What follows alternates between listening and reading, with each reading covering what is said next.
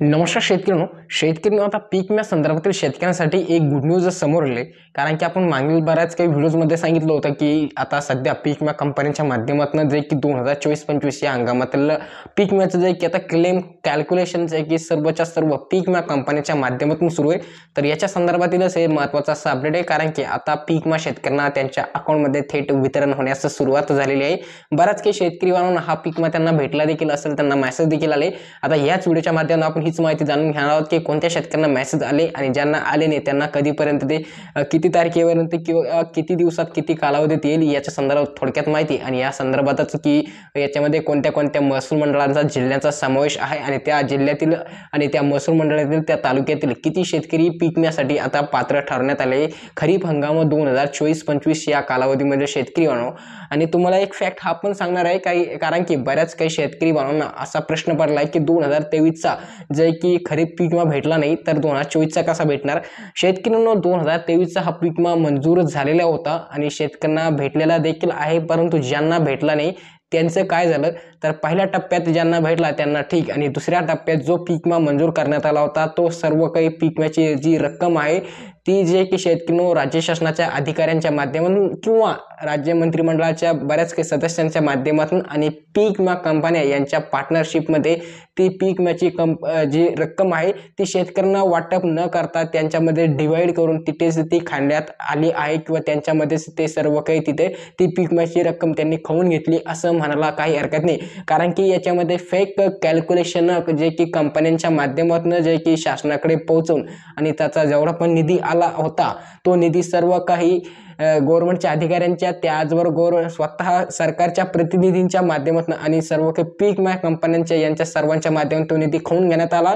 कारण की तुम्हाला माहिती आहे मागील काळात जे की कृषी मंत्री कोण होते, धनंजय मुंडे यांच्या अध्यक्षतेखाली भरपूर कामं पीक विमा संदर्भात झाले होते आणि याच्या संदर्भातच ही माहिती तुम्हाला मी सांगितली. असं कोणी सांगत नाही परंतु मी सांगितली कारण की बऱ्याच काही शेतकऱ्यांचा प्रश्न होता की मागील वर्षाचा पीक विमा अर्थात 2023चा आम्हाला भेटलाच नाही. 1 रुपया आम्हाला मंजूर झाला होता आमच्या नावासाठी परंतु आम्हाला ते आलंच नाही. तर त्याचं हेच रिझन होतं शेतकरी बांधवांनो की तुमचा पीक विमा हा अधिकाऱ्यांच्या माध्यमातून आणि त्यांच्या सर्वांच्या माध्यमातून खाला आणि आता ह्याचं दप्तर जे ते क्लोज करण्यात आले. याच्या संदर्भात काहीच आता कोणतेही अपडेट उघडकीस येणार नाही. आणि जर कधी तुम्ही आशा असेल तुम्हाला 2023चा पीक विमा अद्यापही तुम्हाला भेटेल तर तुम्हाला सांगू शकतो की त्याचे 1 रुपयाची रक्कम तुम्हाला तिथे भेटणार आहे. चला तर मित्रांनो, संपूर्ण काय माहिती 2024च्या ह्या संदर्भात जाणून घ्यावं की आता कोणत्या कोणत्या शेतकऱ्यांना हा पीक विमा भेटणार आहे, किती जिल्ह्याच्यामध्ये पात्र बसलेले आणि त्या जिल्ह्यातील किती लाख शेतकरी पात्र आहे आणि त्यांच्यासाठी किती निधी तिथे आता मंजूर करण्यात आलेला आहे आणि कधीपर्यंत त्या शेतकऱ्यांच्या अकाउंटमध्ये मेसेज येईल. ज्यांना आले त्यांनी कमेंट्स करून मात्र नक्की सांगा की तुमच्या जिल्ह्यासाठी तो पीक विमा भेटलेला आहे. त्यांना ज्यांना भेटले त्यांनी कमेंट्स करून.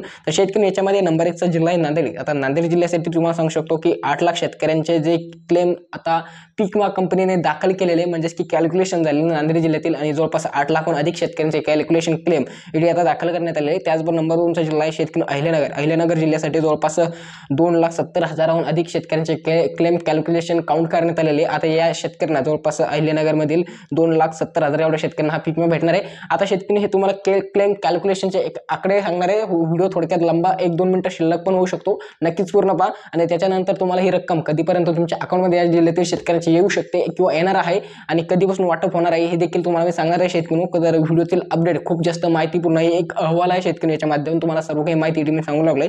त्याचबरोबर नंबर 3चा जिल्हा आहे नाशिक जिल्ह्यातील 1 लाख शेतकरी याच्यात पात्र झाले म्हणजेच की यांचं क्लेम कॅल्क्युलेशन दाखल करण्यात आले. त्याचबरोबर पुढचा जिल्हा चंद्रपूर जिल्ह्यातील जवळपास 85,000 शेतकऱ्यांचे क्लेम कॅल्क्युलेशन दाखल झालेले शेतकरी म्हणून.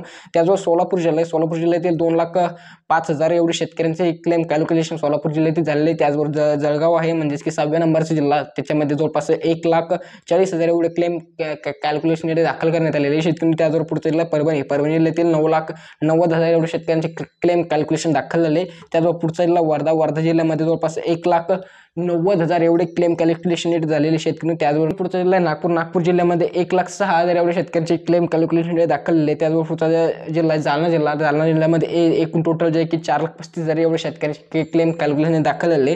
त्याचबरोबर पुढचा जिल्हा छत्रपती संभाजीनगर, छत्रपती संभाजीनगरमध्ये 7,80,000 शेतकरी आहे. त्याचबरोबर भंडारा आहे, म्हणजेच की भंडारा जिल्ह्यामध्ये 20,000 शेतकऱ्यांचे क्लेम तिथे दाखल झाले आहे. त्याचबरोबर तुम्हाला सांगू शकतो की पुढचा जिल्हा पालघर आहे. पालघर जिल्ह्यामध्ये फक्त आणि फक्त 2,500 शेतकऱ्यांचे इथे क्लेम दाखल झाले. त्याचबरोबर पुढचा जिल्हा वाशिम, तर वाशिम जिल्ह्यामध्ये 9,90,000 एवढे शेतकऱ्यांचे इथे क्लेम कॅल्क्युलेशन झाले. त्याचबरोबर पुढचा जिल्हा शेतकरी बुलढाणा, तर बुलढाणा जिल्ह्यामध्ये 4,50,000 एवढे शेतकऱ्यांचे क्लेम इथे दाखल झालेले. त्यावर सांगली आहे, सांगली जिल्ह्यामधील 18,000 शेतकऱ्यांचे क्लेम इथे दाखल झालेले. शेतकरी 34 जिल्ह्यातील जिल्हाने अपडेट्स तुम्हाला मी सांगू लागलो. ही माहिती कोणीच सांगत नाही, जी की मी तुम्हाला सांगू लागलो शेतकरी. त्याकरता व्हिडिओ खूप इम्पॉर्टंट आहे. व्हिडिओला एक लाईक मात्र नक्कीच करून नाही, आणि चॅनलवरती नवीन असेल तर चॅनल पण नक्कीच सबस्क्राईब करा. त्याला पुढचा जिल्हा शेतकरी नंदुरबारमधील 35,000 शेतकरी. त्याजवळ बीड आहे.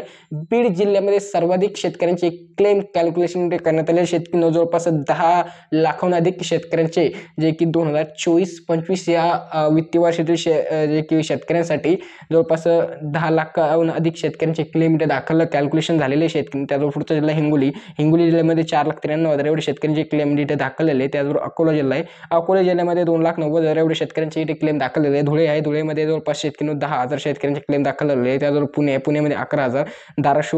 धाराशिवमध्ये शेतकरी 1,50,000 एवढे शेतकरी, जवळपास 1.5 लाखापेक्षा जास्त शेतकरी धाराशिव जिल्ह्यामध्ये. त्याचबरोबर यवतमाळ जिल्ह्यामध्ये 3,90,000 एवढे शेतकरी इथे पात्र झाले. त्या म्हणजेच की यांचे क्लेम दाखल झाले, आणि ते म्हणजे ज्यांचे क्लेम आता दाखल आहे ते पात्र झाले, याला असंही मला काही हरकत नाही.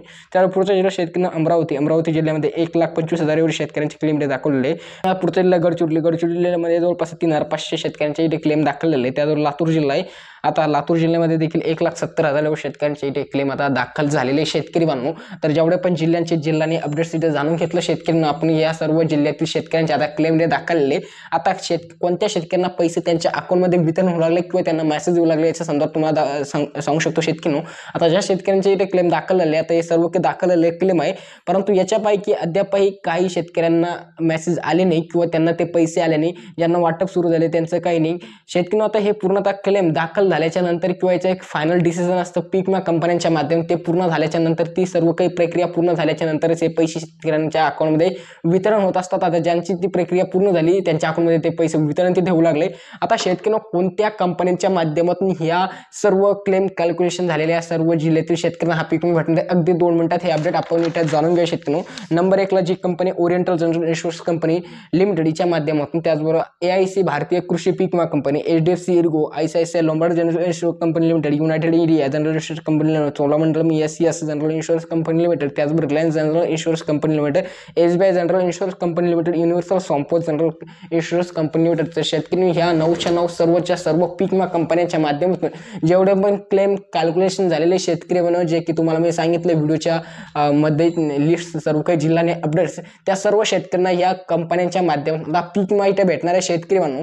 आता कोणत्या पिकासाठी कायसाठी याच्यासाठी अपडेट्स आपण इथे सांगू शकत नाही, कारण की अद्याप सर्व शेतकऱ्यांच्या संदर्भात सर्व काही माहिती आहे. फक्त शेतकऱ्यांना एकच प्रश्न आहे की हा पीक विमा तुमच्या अकाउंटमध्ये कधी येईल. तर शेतकऱ्यांना आता फेब्रुवारी चालू, तर फेब्रुवारीच्या एंडिंग पर्यंत याची तारीख आहे शेतकऱ्यांनो, परंतु अद्याप अशी जाहीरची फिक्स तारीख कोणतीही नसती, जे की शेतकऱ्यांना अशी असते की याच तारखेला तो पीक विमा तुमच्या अकाउंटमध्ये येईल. कारण की या पीक विमा कंपन्या ज्या सर्व काही प्रायव्हेट आहे, जसं शेतकऱ्यांना कॅल्क्युलेशन कंप्लीट झाले, त्यांची सर्व काही प्रक्रिया तिथे पूर्ण झाली, त्याच माध्यमातून जे की हा पीक विमा तुमच्या अकाउंटमध्ये पडू लागलाय. आणि झालं 2023ला जसं झालं फ्रॉड झालं शेतकऱ्यांसोबत पीक विम्याचं, तसं आता 2024ला होणार नाही, अशी याची दखल जे की मुख्यमंत्री देवेंद्र फडणवीस यांनी मागील एका पत्रकार परिषदेमध्ये थेट दिलेली आहे. कारण की तुम्हाला माहिती आहे की मागील काही काळामध्ये पंतप्रधान नरेंद्र मोदी यांच्या माध्यमातून जे की ही सर्व काही योजना बंद करण्याचं त्यांनी ठरवलं होतं, परंतु काय कारणास्तव ही योजना चालू आहे शेतकऱ्यांनो. तर हेच एक महत्त्वाचं असं अपडेट पीक विमा संदर्भातील होतं. व्हिडिओ माहिती कशी वाटली ते कमेंट्स करून नक्की सांगा, आणि तुमचे काय प्रश्न ते कमेंट बॉक्समध्ये नक्की कळवा शेतकऱ्यांनो. तर पुढील असलेच माहितीपूर्ण व्हिडिओ बघण्यासाठी चॅनल मात्र नक्कीच सबस्क्राईब करा. धन्यवाद.